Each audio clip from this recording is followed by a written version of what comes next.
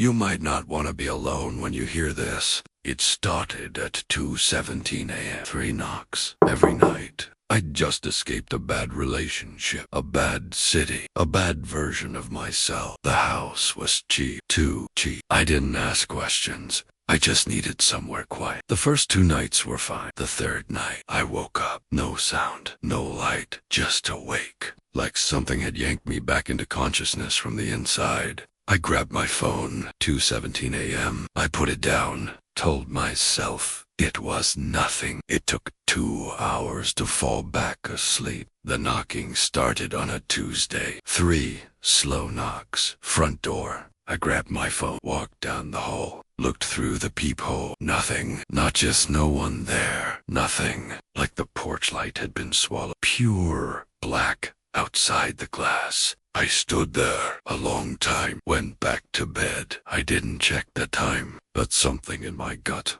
already knew. It happened again the next night. Same 3 knocks, same hollow sound, like whoever was out there wasn't using their knuckles. Something harder, something wrong. This time, I checked my phone before I moved. 2:17 a.m. I sat in bed for a full minute, just listening. The house breathed around me. Floorboards settling, refrigerator humming, then silence. Too much silence, the kind that presses against your ears. I got up, walked to the door, looked through the peephole. A shape far back, at the edge of the property. Not moving, just standing there in the dark, facing the house. I blinked, gone. I started sleeping with a light on. Didn't help. Every night, 2:17 a.m. 3 knocks. Always 3. I started recording audio on my phone before bed, left it running on the nightstand. Every morning I'd listen back. The knocks were there, clear, but there was something else underneath it. Low, barely audible breathing, not coming from outside the door, coming from inside the room. I told my sister. She laughed, nervous. Not me. Old houses make sounds. I was stressed. Get a dog. I didn't argue, but I lay in the dark that night and counted the seconds. At 2:16, the house went completely still. At 2:17, the knocking came, not from the front door this time, from inside the closet. Same rhythm. 3 knocks, slow, patient, like whatever it was, had all the time in the world. I didn't breathe. Just stared at the closet door and prayed it would stay closed. It stayed closed.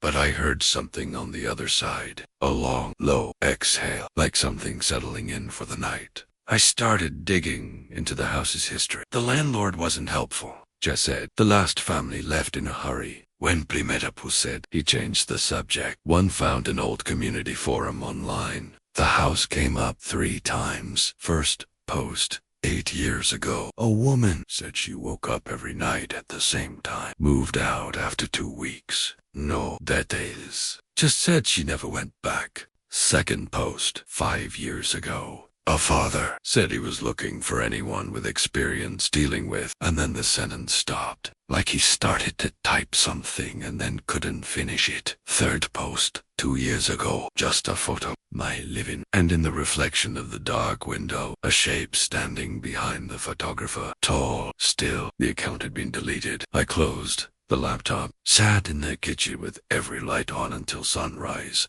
That night, I set an alarm for 2:15. I wanted to be awake, ready. I wanted to see it. Alarm went off. Lights on. Phone recording, aimed at the closet. 2:16, nothing. 2:17, 3 knocks. I watched the footage back. The next morning, the knocks were loud and clear. But while they happened, the closet door bent inward, not outward.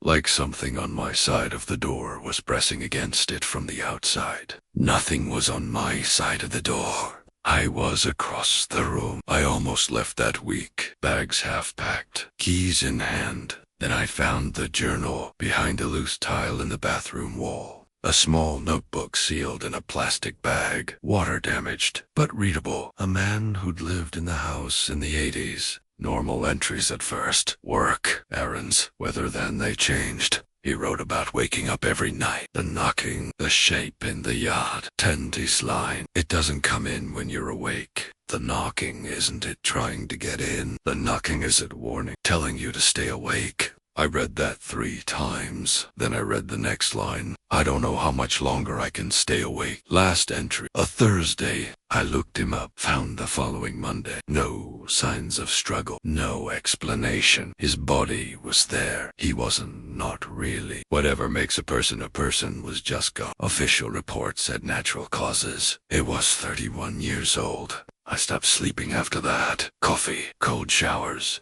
Anything to stay conscious through the night. 3 days it worked. On the 4th day, I crashed on the couch around midnight. Didn't even feel it happen. I woke up at 2:18 a.m. 1 minute passed. The closet door was open, not wide, just ajar. A few inches of dark. A smell came out of it, damp, old. Then the door shifted again, slightly, like something on the other side had changed its weight. And then a sound came from inside that darkness. Low, soft, my own voice, my exact voice. The sound of me, sleep, recorded while I was unconscious, being played back to me from inside the closet. I ran, no bags, no laptop, nothing. Just got in my car and drove until I found a gas station with lights and people and noise. Sat in that parking lot until sunrise. Called my sister, told her everything. She didn't laugh this time. I went to stay with her. I told myself it was over. I've been here 6 weeks. I sleep fine mostly, but last Thursday I woke up. No reason, no sound.